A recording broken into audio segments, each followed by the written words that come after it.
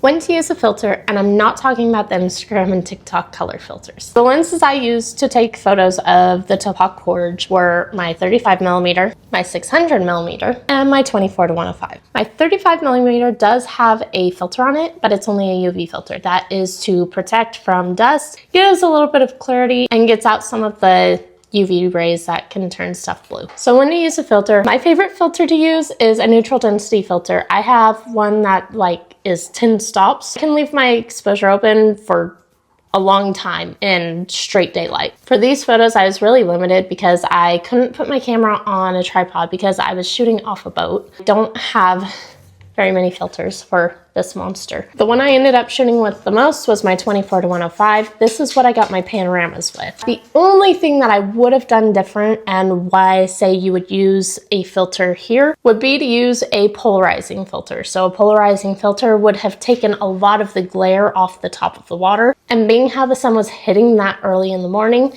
it would have really helped me to have my polarizing filter on this lens. However, this worked how it was, and honestly, I'm really happy with how the photos came out. As for the settings, I always shoot on manual. I rarely ever shoot otherwise. I believe my settings that morning were around 1/250th of a second, 5.6 for my aperture, probably between 100 and 400 for my ISO, changing a lot as the sun came up. I was prioritizing mainly my shutter speed. I was on a boat, and I didn't want it to come out blurry. If I had different goals, then I would prioritize a little bit differently, especially if I'm struggling with light and having to boost my ISO up there more. If I wanted my aperture low to give more of a blur to either foreground or the background. Most often, I'd probably say that I prioritize my shutter speed because that's going to give me the creativity that I want for either getting smooth water, things crisp when I need them extremely crisp.